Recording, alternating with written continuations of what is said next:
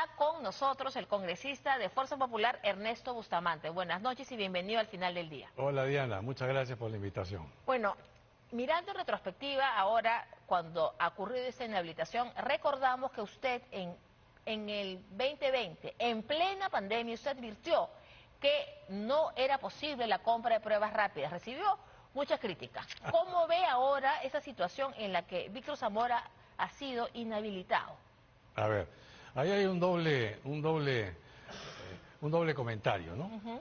En aquella época, lo que yo escuché fue declaraciones, creo, del propio presidente Vizcarra, y hablo no del 20 de marzo, como se menciona la participación de la ministra Inostroza y luego del ministro Zamora, sino antes, que se pensaba traer unas pruebas para diagnosticar SARS-CoV-2, que es el virus del COVID-19, de manera rápida y con una simple muestra de sangre. Cuando yo leí sangre, porque las muestras se hacían con hisopado, que es una enfermedad respiratoria, y se hacía con hisopado. Dije, sangre, pero en sangre el virus no llega a la sangre, lo que termina apareciendo es presencia de anticuerpos. ¿Y será que van a determinar anticuerpos? Entonces empecé a manifestar esa oposición. Me acuerdo que fui entrevistado acá en Canal N, en otras RPP, en otras emisoras, y empecé a recibir un cargamontón de críticas, ¿no? Porque a pesar de que mi oposición era simplemente técnica, el cargamontón que se me hacía era política. Y días después es que se manifiesta la compra de estas pruebas rápidas, que definitivamente no eran pues las convenientes, ¿no? No, hay que recordar, doctor, que en marzo Martín Vizcarra anuncia y defiende la compra de las pruebas rápidas, en marzo del 2020. Veamos. Pero queremos, y así lo establecieron los expertos, complementar con una prueba rápida para que nos den un criterio complementario hacia dónde se está yendo este nivel de contagio. Y entonces se autorizó la adquisición de 1.400.000 pruebas rápidas, que son de mucho más rápida aplicación. Como le digo, no para reemplazar las pruebas moleculares que vamos a continuar haciendo con un mayor esfuerzo, sino para complementar. Pero, al igual que ustedes, el día de ayer vimos algunas declaraciones de una ex autoridad del Instituto Nacional de Salud que generó, que motive en nosotros que le pidamos al ministro de Salud que pueda consultar con los que más conocen del tema a nivel nacional, es decir, un consejo de expertos que está establecido en el Ministerio de Salud para ver y verifique sobre el accionar y su opinión.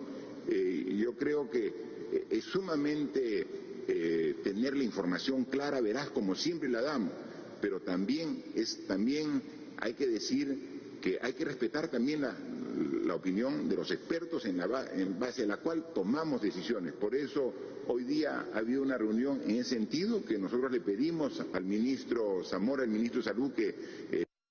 Bueno, Martín Vizcarra se está refiriendo al exfuncionario del Instituto Nacional de Salud, que Martín Vizcarra se refiere, es precisamente al doctor Ernesto Bustamante, que ha sido director del Instituto Nacional de Salud y que además ha estudiado, si no me equivoco, medicina.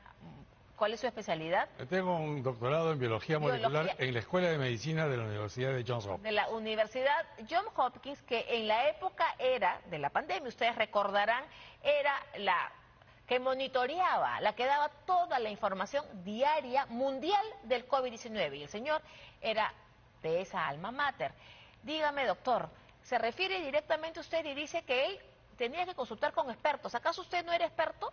Sí, pero claro, lo que pasa es que el ingeniero Vizcarra, el entonces presidente Vizcarra, no es científico. Pero en ciencia no funciona el tema de la mayoría dice que sí, por tanto es sí. No es así. O sea, uno puede tener una voz disidente, que era mi caso, me acompañaba en la disidencia, por ejemplo, el doctor en salud pública Omar Neira, también se oponía, independientemente de mi postura, a las pruebas rápidas. Y luego teníamos, como bien mencionó el presidente Vizcarra en su alocución de esa época, él consultó, había un comité de expertos que técnicamente aprobó el uso de las pruebas rápidas. Se aprobó en el INS y se aprobó por este comité de expertos. Y se siguió aprobando y patrocinando durante muchos meses, año y medio. O sea, yo quisiera hacer algo que no es en descargo de la responsabilidad del ministro Zamora, pero en realidad el ministro Zamora fue responsable. Él dice que no se compró en su época, pero vamos a decir que no o que sí, no importa. Pero lo que se compró fue 1.400.000 pruebas.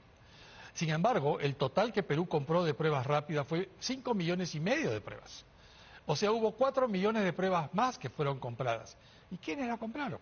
Hubo 4 ministros que participaron en compra de pruebas rápidas y en uso de pruebas rápidas, que son la ministra Macetti, el ministro Salinas, el ministro Ugarte y por supuesto antes el ministro Zamora, y antes que Zamora la ministra Inostroza. Entonces, la responsabilidad sería compartida. Y yo pienso que ahí el acusar de temas penales a distinguidos especialistas en salud pública y ministros es una exageración, porque el tema penal significa que hay dolo, que hay mala intención. Yo no creo que ninguno de estos exministros haya tenido la intención de matar gente. No, pero no escucharon lo que decía el mundo. No escucharon lo que decía el mundo, pero lo decía en voz baja el mundo. Y además nosotros éramos 2 contra, como dijo el presidente Vizcarra, nosotros somos los expertos, ellos son los expertos, escuchémoslos a los expertos. No es así, en ciencia las cosas no funcionan así. Uno evalúa argumentos, no usa el principio de autoridad. Entonces ese fue un error del presidente Vizcarra. Y yo se lo traté de hacer notar en diferentes entrevistas y también... Pero lo descalificó, sí, lo trató también hasta de pseudocientífico que quería figurar. Usted recordará muy bien eso. Sí, pero no me afectaba en esa época y no me afecta ahora, porque para empezar no soy pseudocientífico y en segundo lugar no me interesa figurar. El tema es que yo tenía un papel que cumplir en ese momento con la sociedad del Perú y era evitar que se utilice una prueba que iba a causar daño. Entonces, lo que tenía Pero que más hacer que daño, doctor, causó muertes, porque Claro. yo recuerdo que yo lo escuchaba en los medios de comunicación, lo leía, y usted decía que si se aplicaba esa prueba no se iba a dar con el virus activo. No. Es decir, esa prueba era para decir que usted tuvo, Así ¿no? Entonces hemos visto casos como un conocido ex congresista de Fuerza Popular que fue ahogándose a un hospital y como la prueba...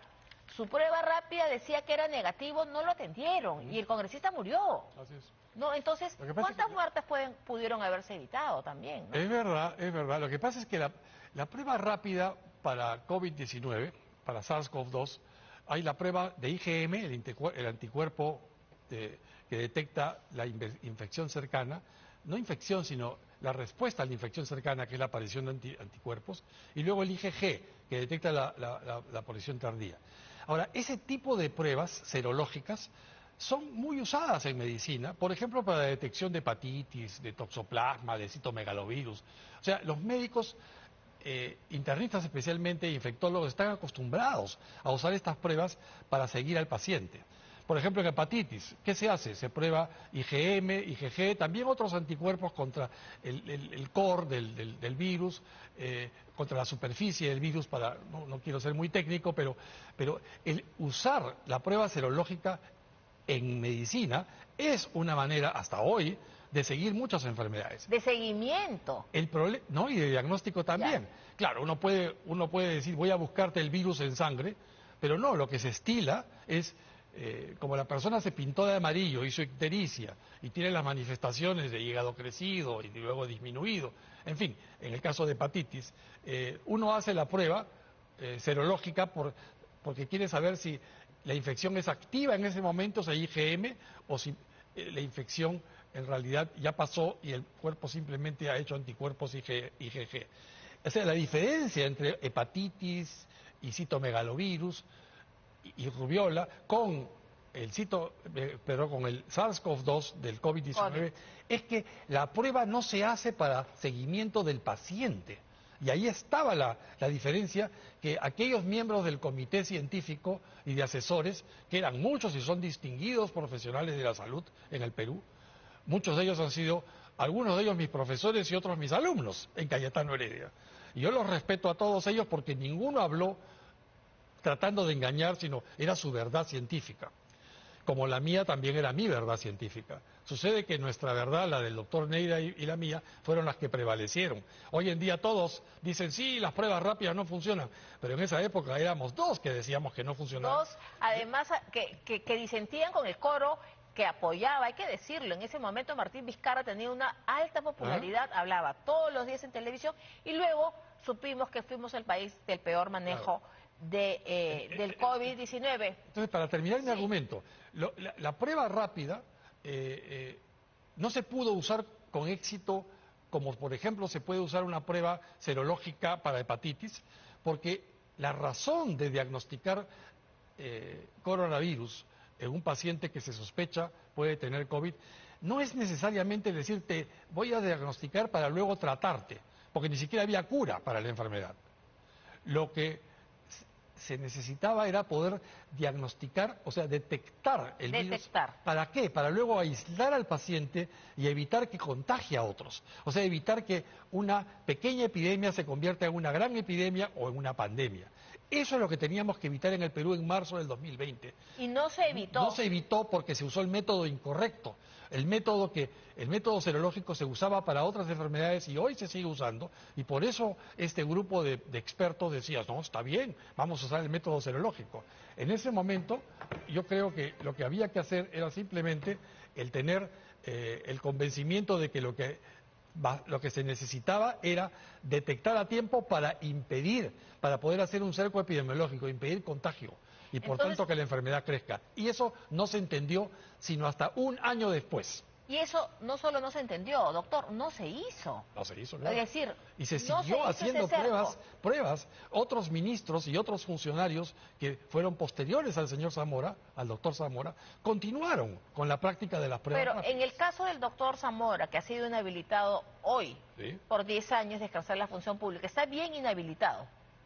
Claro, él cometió el error fundamental de permitir, vamos a suponer que no fue él el que hizo la compra, que la compra ya se había efectuado por parte de Perú Compras, que tiene que ver con el Ministerio de Economía y Finanzas, y no con el INS, que es el pliego de donde salía el dinero, y tampoco con el Ministerio de Salud. Vamos a suponer que eso es cierto. El hecho es de que esas pruebas pudieron haberse puesto a un costado, inclusive yo propuse eso en algún momento, ya hemos comprado, pónganlas a un costado y dediquémonos a hacer pruebas moleculares en los laboratorios si existen. Se decía, no hay laboratorios para pruebas moleculares, eso era falso, había, lo que pasa es que no estaban implementados, había como 20, y sin embargo activo había uno nada más. Entonces, debió haberse insistido en que el método correcto para identificar era aquel que detectaba el virus y no el anticuerpo. ¿Por qué? Porque lo que había que hacer era acercar al virus y hacer detección temprana para evitar propagación. Y no se acercó. Y fueron muchos funcionarios posteriores que siguieron usando la prueba rápida y comprando más. Pues recordemos, se compró 5,5 millones en total. Zamora, el doctor Zamora solo fue responsable, él o la doctora Inostroza, o ambos, no sabemos, de solamente 1.400.000 pruebas. Doctor, me va a dar un permiso, hacemos una pausa porque tenemos a Jimmy Chinchay en vivo desde el Congreso. Adelante, Jimmy. Hola, ¿qué tal, Diana? Bueno, sigue el debate en el Congreso, siguen leyes que se están aprobando y se ha establecido y se ha aprobado que tenemos 4 años más, Diana, de autos colectivos. Esa ha sido la decisión del Congreso, 80 votos a favor, 8 en contra y algunas abstenciones, muy pocas, 8 abstenciones. También entonces los autos colectivos, en lo que significa la formalización, tienen 4 años más en Lima y en provincia. Lima y Callao tienen una figura especial porque está la ATU para el tema de supervisión, pero 4 años más es lo que ha establecido el Pleno del Congreso en esta votación que ha sido exonerada de segunda votación, así que ¿qué quiere decir? Que va al Poder Ejecutivo para lo que significa su promulgación u observación. Vamos rápidamente, Miguel, por favor, para que muestres a Diana cómo está el hemiciclo, cada vez menos congresistas, la mayoría está siendo virtual, los que apoyaron la ley para que los actos colectivos sigan su curso, ya se retiraron, como era la congresista Portero, presidenta de la Comisión de Transportes, el señor Montalvo también, autor de uno de los proyectos de ley. esa es la imagen de la izquierda, y al otro lado los congresistas de Fuerza Popular, bueno, no hay ninguno, Renovación Popular, se mantiene la congresista Norma Yarro allí en imagen con otros parlamentarios más. Así está la situación, y allá a lo lejos, para terminar, el señor Alegría es uno de los únicos que queda de Fuerza Popular, ni la vicepresidenta está, por lo menos en el hemiciclo. Ahí está el señor Arturo Alegría revisando algunos papeles. Respecto a la moción de censura contra Julio de Martini, nada todavía. Así que eso, que va a tener por lo menos 1 hora y media de debate, tenemos todavía para rato para lo que va a significar la moción de censura contra el señor de Martini, que hasta el momento, repetimos, no hay firmas, repetimos lo que hemos dicho, o no hay votos, lo que hemos dicho al inicio de tu programa, pero va a depender de la voluntad del Congreso en los próximos minutos o próximas horas. Diana. Gracias, Jimmy. Volvemos contigo en cualquier momento de ser necesario. Muchas gracias. Y bueno, 4 años más en los colectivos informales se aprueba por una abrumadora mayoría, diría yo, de 80 votos. Y nosotros continuamos con nuestra entrevista al doctor Ernesto Bustamante ya para culminar, porque el caso de las pruebas rápidas, por el que hoy ha sido inhabilitado el doctor Zamora, está en estos momentos en la Fiscalía de la Nación. Pero es una acusación también a Martín Vizcarra, y ahí hay un tema adicional, que es el tema de homicidio, porque, y aquí hemos conversado también con el congresista Edward Málaga, que él dice que se podría determinar cuántas muertes se hubieran evitado si no se hubieran usado las pruebas rápidas. ¿Usted cree que eso pueda ser posible, determinar el número de muertos que pudieron haberse evitado? Determinar no, se puede estimar. Estimar. Estimar, y un estimado es un guess, es una adivinanza educada quizá, ¿no? Educada porque uno la hace utilizando ciencia, pero determinar no, eso no es posible. Llegar a una aproximación, porque si uno podría dice que decir, han sido 5 millones de pruebas rápidas usadas, así es decir, usadas a igual cantidad de personas. Claro. ¿No? Son pruebas en las que no se detectó a tiempo como para evitar la propagación del virus. Se utilizó para decir si alguien tenía o no anticuerpos, IgM o IgG, que no servían para detener la propagación, detener la epidemia, que era el problema. O sea, las pruebas serológicas se usan en medicina personal.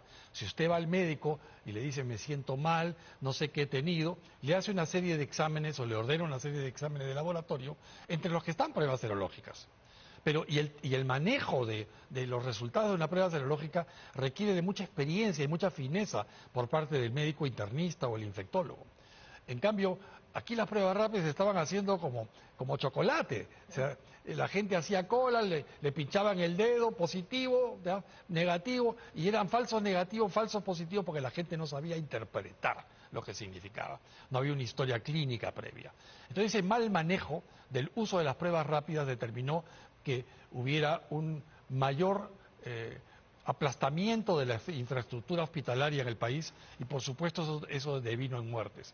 Ahora, determinar qué causó qué, si el oxígeno medicinal o si la infraestructura hospitalaria es deficiente, o si las pruebas rápidas o las moleculares que no se hicieron, yo creo que sería un ejercicio académico de adivinanza antes que una determinación científica. Bueno, pero sería importante, ya para cerrar, no se va a votar ya el tema de Martini, no sé, que es congresista y está en contacto con sus colegas. Probablemente ¿parece? sí, probablemente más tarde.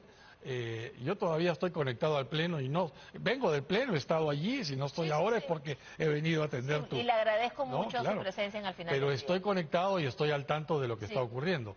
Pero sí, tengo entendido que lo que habrá es, se tocará el tema porque es una moción presentada por un grupo de congresistas y hay que atenderlos, pero esto primero tiene que ser admitido a debate.